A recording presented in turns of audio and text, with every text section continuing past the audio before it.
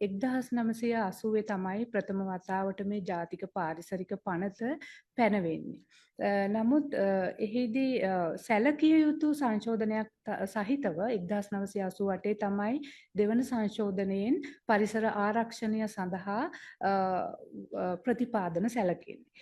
ඊටත් අමතරව 2000 පනත මගිනුත් යම් සංශෝධනයක් එකතු කළා. ඉතින් මේ අවුරුදු 40 පුරාවටම මේ මධ්‍ය පරිසර අධිකාරිය මේ පනත ක්‍රියාත්මක කිරීමේදී ඇත්තටම යම් අත්දැකීම් වලට මුහුණ දුන්නා. මේ අපි දන්නවා ආණ්ඩුක්‍රම ව්‍යවස්ථාවෙන්ම මේ පරිසරය ආරක්ෂා කිරීමේ වගකීම සහ යුතුයකමක් විදියට ඒ කියන්නේ රජයට වගේම මහජනතාවටත් පවර්ලා තියෙනවා. ඉතින් ඒ අනුව මධ්‍යම පරිසර අධිකාරිය මේ ජාතික පාරිසරික පනතේ පැවරලා තියෙන බලතල ක්‍රියාත්මක කරනකොට යම්කිසි අඩුපාඩුකම් එහි දුර්වලතාවයන් අපි හඳුනාගත්තා. ඉතින් මම හිතන්නේ ඉතා දීර්ඝ ලෙස සාකච්ඡාවට බඳුන් කරලා මේ නව සංශෝධන ගෙනල්ලා තියෙනවා.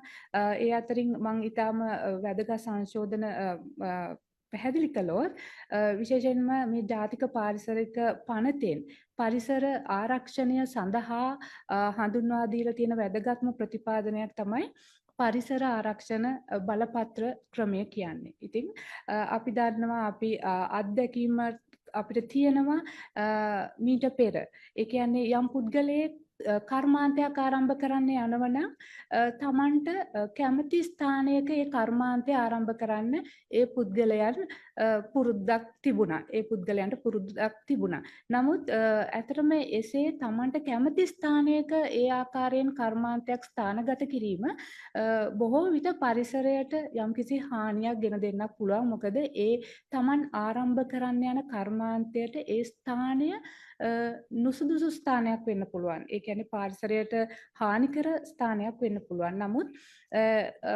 දැන් පහුගිය කාලය තුල විවිධ ආයතනවල පුද්ගලයන්ගේ ඉල්ලීම මත මධ්‍ය පරිසර අධිකාරිය එවැනි කර්මාන්තයක් ආරම්භ කරන්න ඉස්සෙල්ලා පාරිසරික නිර්දේශ නිකුත් කළත් එවැනි නෛතික අවශ්‍යතාවයක් ඒ සඳහා තිබුණේ නැහැ පැවති පනත අනුව. මෙන්න මේ නිසා යම් තැනැත්තෙක් කර්මාන්තයක් ආරම්භ කරන්නට පෙර මධ්‍යම පරිසර අධිකාරියෙන් ඒ තමා ආරම්භ කරන්න යන කර්මාන්තය ඒ තමන් තෝරගත් ස්ථානය සුදුසුද කියන කාරණය සම්බන්ධයෙන් නිර්දේශයක් ලබා දීම නෛතික අවශ්‍යතාවයක් බවට පත් කරලා තියෙනවා.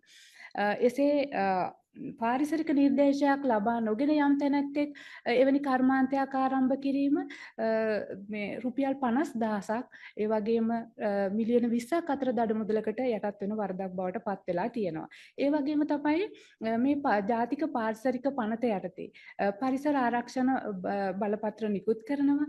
එතකොට නිකුත් කරන ලද බලපත්‍රයක් ඕනම කියන්නේ ඒ පරිසර බලපත්‍රයේ තියෙන යම්කිසි කොන්දේසි උල්ලංඝනය කිරීමක් එහෙම නැත්නම් ඒ පරිසරයට අපද්‍රව්‍ය බැහැර කිරීමේදී මොකද ඔබ දන්නවා මේ පරිසරය ආරක්ෂණ බලපත්‍රයක් කියලා කියන්නේ යම් තැනැත්තෙකුට පරිසරයට අපද්‍රව්‍යයක් බැහැර කිරීම සඳහා ලබා දෙන අවසර පත්‍රයක්. හැබැයි මධ්‍යම පරිසර අධිකාරිය ජාතික පාරිසරික පනත යටතේ ප්‍රකාශයට පත් කරලා තියෙන ප්‍රමිති උපමාන සහ කොන්දේසි වලට අනුකූලව.